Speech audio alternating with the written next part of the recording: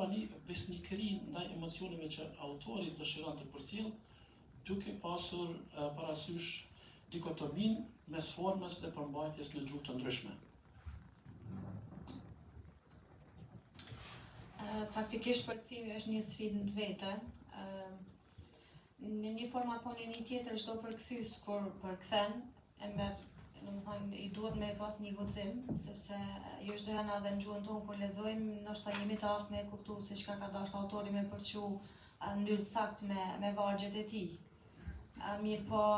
mendoj që në përkthim, sidomos poezia shuhet, edhe profesori e din që neve na kanë mësuar se poezia nuk përkthehet realisht. Mirë po, deri diku na po mundohemi me e përshtat ndoshta.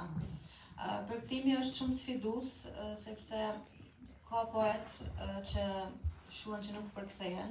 Në përkthim të prozës nuk s'është që ndoshta është edhe shumë e pamundur në një formë ose në një tjetër, në rreth 90%, mundesh pa probleme e bart në gjuhën tjetër, nëse veç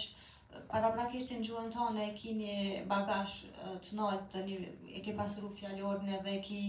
vazhdën e leximeve të pandërpreshme, sepse profesori po të nxjerrë edhe më herët që na duhet të krijojmë fjalor, të krijojmë shprehje dhe të lexojmë vazhdimisht. E te përkthimi njëjtë sikur të shkrimi është e pashmangshme edhe kjo pjesë që duhemi me pas një bagazh shumë të mirë të shprehunit. Te poezia, unë më shumë përkthej mënyra të ndryshme, përkthej prozë, kam përkthy histori, kam përkthy edhe dokumente zyrtare, domethënë më ka rënë në këtë fushat e përkthimit me humor. Mirë po, unë me qef prapë jam te poezia, pavarësisht që është shumë sfiduese. Unë mendoj që poezia është ajo që mbetet pak më mongu, që nuk njihet shumë, edhe pse jo dikush që nuk e njeh gjuhën turke për shembull, në këtë rast mos ta lexoj Abdurrahimin që unë e kam prej poetëve të mi të preferuar, edhe që njihet është perla e gjuhës turke, një prej perlave të gjuhës turke, ose nëse shkojmë atje te letërsia arabe, son prapë flas prej fushave të mia që ai kam studiu, te Leila Mejnuni, nëse nuk ish përkthyena, nuk i kishim njoft sot, edhe s'kish me qenë inspirim për shumë letërsi, për shumë krijuesri. Ose mandej te Rumio, nëse kaloj te letërsia perse, Hafiz Shirazi, Omer Hayami, Rubairat për shembull, ka shumë të njoftuna. Kështu që është sfiduese padyshim, mendoj që poezinë nuk mundet me përkthy dikush që nuk është vetë poet ose nuk ka të paktën talent të shkruajtjes të poezisë, sepse çdo përkthyes në një mënyrë ose në një tjetër, asnjë poet, secili prej neve këto që ndoshta mirët me përkthimi, nuk mundemi me përkthy në mënyrën e njëjtë, qoftë edhe një varg ose qoftë edhe një poezi. Secili i shton pak edhe nuancat e veta, me kohën, unë i kthena në fillet e mia të përkthimit, nuk e kam pas këtë nivel,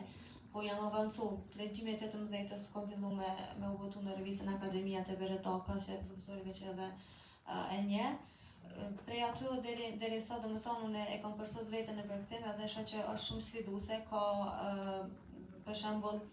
me poetin që e kam përkthy, mos dash me 2 vargjet e tij, me humor me javë, ose kam arrit veç 44 poezitë e tij me i finalizu, domethënë është një libër shumë i holl, po ky libër shumë i holl unë kam marrë 2 vjet kështu pa rresht punë, derisa e kam finalizuar dhe e kujtoj aso kohë që kam thonë se domethënë çka që jam vështirësuar në disa pika, sepse kuptimet mistike i ka edhe metaforat që i ka përdor, kuptimet figurative që i ka përdor, ka njëherë ndoshta jo që në shqip me domos nuk kanë një karshëllëk ashtu, nuk mund me ju gjetë një fjalë adekuate, po niveli jam asaj kohë nuk ka qenë i duhur, edhe mos dash me u sfidu për me arrit me të i kalu dhe me e votu. Edhe di që kam thonë me vete, nëse më vjen puna që më mundson Zoti me pas qështu si libër në dorë, i kisha materialet e hapuna përpara në tavolinë, atëherë unë më veç e di që e kam sfidu veten, mjaftueshëm, edhe çka që më vjen në përkthim nuk s'kam me pas problem. Kam përkthy edhe autor tjerë, kam përkthy edhe pjesë të romaneve, kam përkthy edhe poezitë e tjera, mirë po prapë të unë kam vetë si më e veçantë, për shkak që edhe e kam dashur shumë edhe e kam sfidu veten me pru gjithçysh në gjuhën shqipe.